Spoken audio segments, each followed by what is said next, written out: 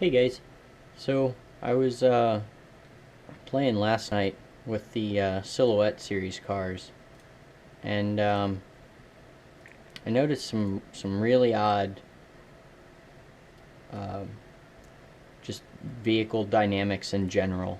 So I went looking at them, and well, found out some kind of interesting things, and I was just a little bit confused on why some of these existed. It just didn't make sense to me. So I'm gonna go through a couple of them. I'm gonna kind of drive through and see what we get here. So go to car setup. We're gonna reset to default. Doesn't do anything. All right. Wing, it doesn't do anything. Great. Now, the differential. This is where I'm confused.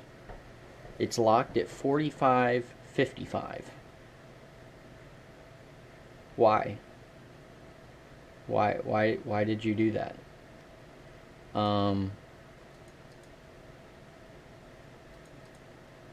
It's got two gearings, 9 and 8 for the first gear. And so yeah, you can't change these gears for whatever reason, which doesn't make sense, and I'll go over that again. It's one of those low power things. We're gonna just go with this. We're gonna see what this does. I'm gonna actually change the steering's good. Okay, because here's the thing: when you have a power differential set to 45 and you have a coasting differential set to 55, what that means is when you start driving, the power differential is going to have your wheels more open, more easily able to turn, and the coasting differential, like that, will lock up the rear axle. So I can leave the gas on through a corner, and that'll actually help my car get through the corner without spinning, even though the coasting differential, even though when you start to spin, right, like I agree that maybe you should keep your foot on the gas for a little bit. But if you're under braking coming into a corner, you shouldn't put your foot on anywhere near the gas to try to correct a spin. But that's the way that you correct the spin in some of these cars. So coming into this corner specifically, I have to kind of put my foot on the gas and lift off of the brake. So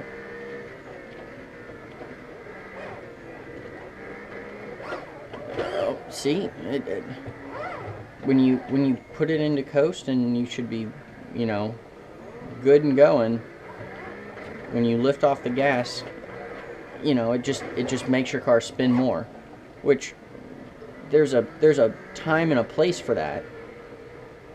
But generally, when you're doing some real driving, you never get lift off oversteer unless you're not being really smooth with the car. Like, I have my foot on the gas, let it off a little bit to correct that little bit of spin, and it locks up the rear. And I don't get why you did that. Like, are you trying to make it so that the car feels like a mid-engine car? Because if you really panic brake it coming into a corner, sure, they do that. But nobody would set their differential so that it simulates that. Everybody would be trying to keep from doing that. You would never really want the car to spin like that. You would set it so that under braking, when you're coasting, you'd set it so that you could actually get around the corner. See, and then and what makes this really interesting is the fact that when you're going around the corner and you're coasting, it's actually better to just have your foot on the gas, like through that chicane there, just so that you can get the car to turn. It's not so that you have any power through the corner, because that's just not any good. But if you leave your foot off the gas, you either spin like that, or you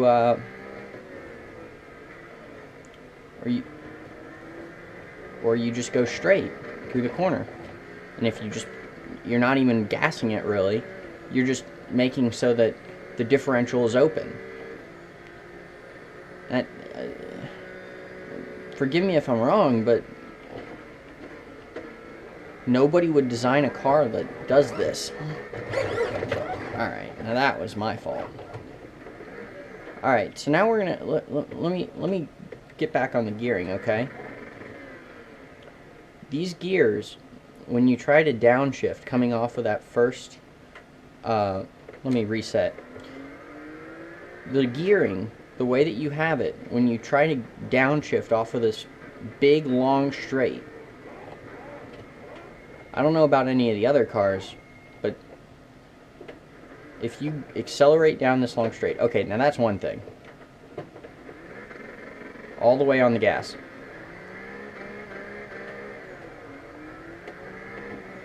That's the only way that you can get that car to accelerate. If you just have it in neutral, we're going to go halfway up the rev range. No, what in the world is that?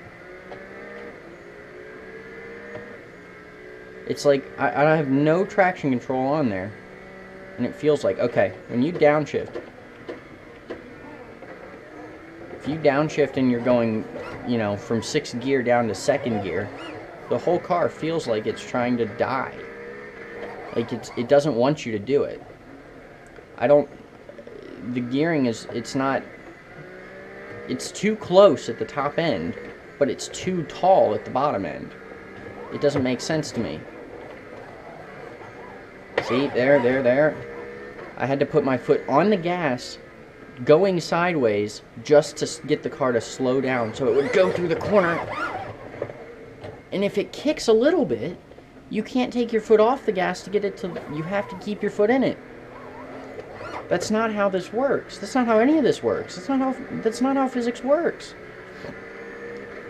When you let your foot off the gas, you don't shock the rear differential with lift-off oversteer all the time. You open it up. That's how clutch-type differentials work. See, and then I'm on the gas a little bit, and then when I come off, I can't make the turn because the whole differential is locked up. If you want to simulate an engine, your engine weight and engine braking coming off of the car, you know, that's great, that's fine. But doing it through the differential is not the way to do it. It's not simulating anything. Like, I have a feeling that's half the problem of why all your cars are feeling really bad to me. It's because you have the differential set backwards so that it creates some instability in the car.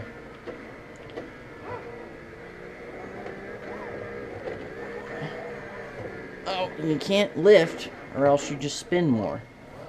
You can't lock up the front brakes either, which I don't get. Hold on. Why can't I want to be able to turn the car around. It's got enough power for it. Gotta let it rev up in neutral. I can't, you know, just have it clutched in at first. It has to rev up in neutral to make it work. In the old thing, you could just clutch. It would just wah ba ba ba ba in first gear. I don't know why that was changed. I think it's probably better that way, but you know, in most cars you have enough torque that you should be able to overpower that first gear. Anything over 300 horsepower can overpower its own brakes in first gear. Like, even if they're racing brakes, like, I've really never... I mean, look at Formula One, man. I mean, they've got the biggest brake kits they can possibly get. It only takes like 500 horsepower to overcome that.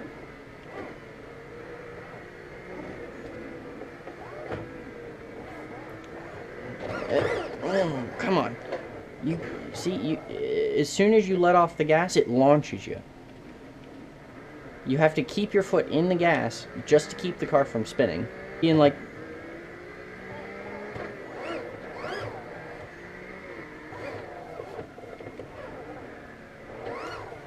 I don't even have to pull the handbrake, man. I thought the handbrake was supposed to do something, and I haven't played with it at all.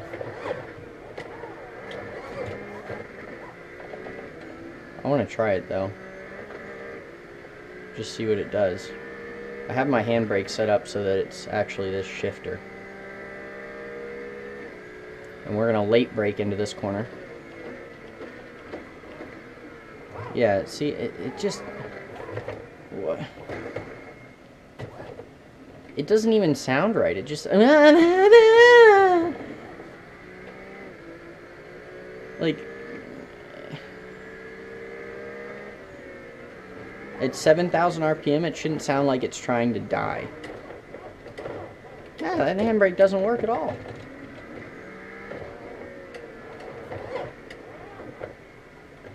Yeah, it's not doing anything, man. Where are you? I saw it. Saw it. Handbrake. Yeah. Yeah, it doesn't do anything, man.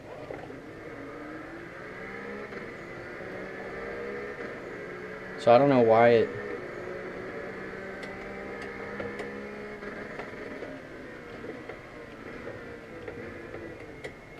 Yeah, it doesn't do anything. Oh, and my rear view mirror is just gone behind the position board. So that went well. Anyway, these are the basic things that I think we've kind of found in this car. And let's look at some of the other setups. Camber, 4 degrees of camber in the front. Why? Why does it go to 5.2? Again, that it's like, who's the guy who designed that? 2.9 in the rear. What, are you just trying to make it drive out in the first place? Come on. Let's try that. I can tell you, like, I tried this yesterday. It really doesn't change very much.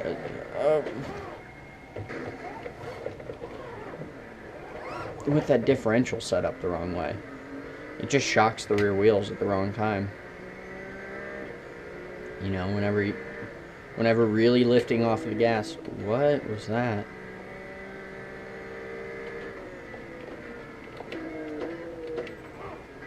Huh. Ah.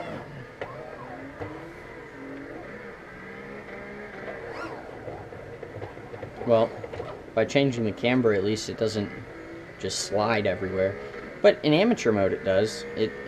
There's no grip on the wheels when you start to come on exit. Oh.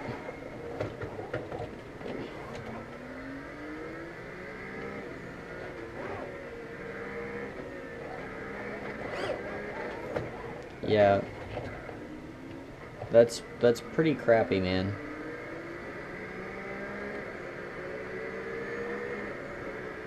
You let off, it slides. You mash it, it slides. You have to just leave your foot in there. It's not even like barely in there. It's just a little bit in there, like that. See, just giving it 10% or less straightens it out. Why? it doesn't feel good. Nothing feels good about it. Yeah, I don't know. Your handbrake doesn't work. That thing goes behind the leaderboard every once in a while. And these brakes are so crap. Oh, come on.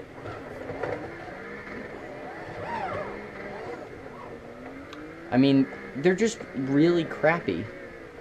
Like, you don't slow down nearly as fast as you think you would. Especially coming from, like, the older car, too.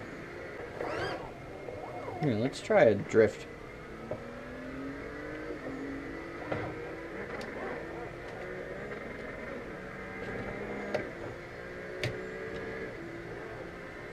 Yeah, that did nothing. But that'll drift you. Letting off the gas and trying to brake into a corner, that'll drift you. But clutching in and trying to make it drift, no. Nope, that won't do anything.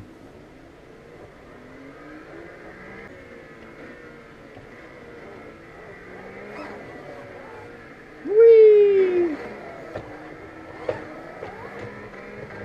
So yeah. I don't know who the guy was behind that, but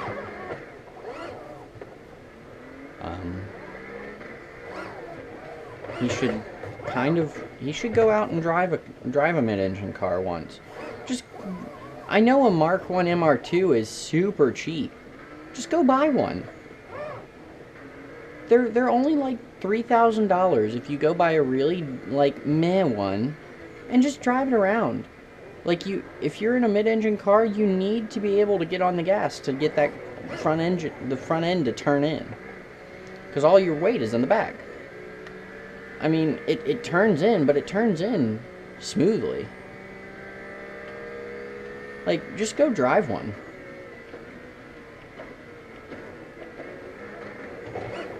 And it's kind of like the same wheelbase as this car.